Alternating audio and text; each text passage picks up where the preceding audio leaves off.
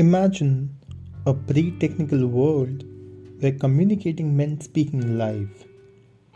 This was the world of the ancient Greece, where politicians learned the different skills of persuasion and spoke directly to the citizens in grand oratorical performances.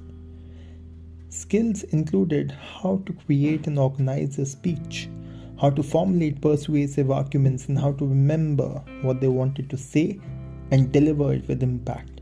The Roman philosopher, lawyer, and politician Cicero was considered the best Roman orator of all time. Even though he wasn't of the correct social class, he rose to the rank of consul through a skill with the spoken word. Others of modest birth through the ages have followed his example. In England, rhetoric began to flourish in the time of St. Augustine as an instrument of church preaching. Formal education in oratory for students of church and state continued through the Middle Ages. Let's talk about the power of rhetoric. Rhetoric is the art of persuasion in speaking, particularly as it relates to the sounds of language, its repetitions, its variations, its musicality and rhythms. The point of utilizing rhetoric is to influence your listener, often at a level below their consciousness. The following section I will make you aware about the most useful rhetorical devices. Imagine a classical education in minutes. Let's talk about the power of three. It's also called omne trium perfectum. One of the most obvious and well-used rhetorical tools is the rule of three or the power of three. I came, I saw, I conquered, declared Julius Caesar. In the last of three, the three words or phrases typically grow in intensity, with the last phrase being the strongest.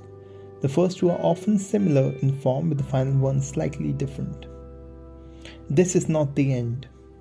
It is not even the beginning of the end, but it is perhaps the end of the beginning. They were said by Sir Winston Churchill.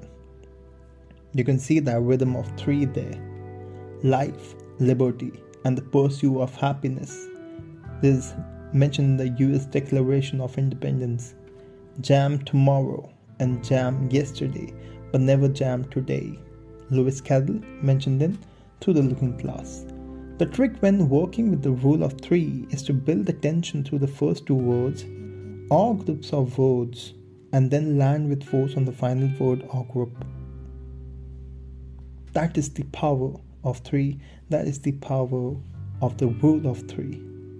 Now let's come to the second trick in the rhetoric, which is called the device of repetition. The device of repetition, or the power of repetition, can build a momentum. Find a YouTube clip of some great speeches like that of Winston Churchill, Bill Clinton, Martin Luther King Jr., or John F. Kennedy for that matter. Churchill used the image of fighting again and again in an extract from his famous speech in the House of Commons in 1940. Every line begins with the same phrase: "We shall go on to the end. We shall fight in France. We shall fight on the seas and oceans. We shall fight with growing confidence and growing strength in the air. We shall defend our island, whatever the cost may be. We shall fight on the beaches. We shall fight on the landing grounds. We shall fight in the fields and in the streets. We shall fight in the hills. We shall never surrender." When he finally reaches the last line, "We shall never surrender," in his deepest of deep voices, its impact is extraordinary. Listen to the extract on YouTube. Hear how his voice maintains the suspense through the 10 lines. John F. Kennedy used to build up a grand climax by using these skills of rhetoric. One of that mentioned in his Berlin speech in 1963. In this speech, repetition takes the form of a refrain. In the last iteration, he creates an impact by slipping a German translation of his repeated phrase before saying it again and again to create emphasis. This is also used in the rhetoric speech, and it's called the art of anaphora. There are many people in the world who really don't understand or say they don't? What is the great issue between the free world and the communist world? Let them come to Berlin. There are some who say that communism is the wave of future. Let them come to Berlin. There are some who say in Europe and elsewhere we can work with the communists. Let them come to Berlin. And there are even a few who say that it is true that communism is an evil system, but it permits us to make economic progress. Lasse Nash Berlin, come on. Let them come to Berlin. Another tool of rhetoric is rhyming and chiming. So in this section, we'll talk a bit about the echoing sounds, how the echo goes. The first is alliteration. When you repeat the initial consonants, when you echo them back, it's called alliteration, like pickle, pumpkin.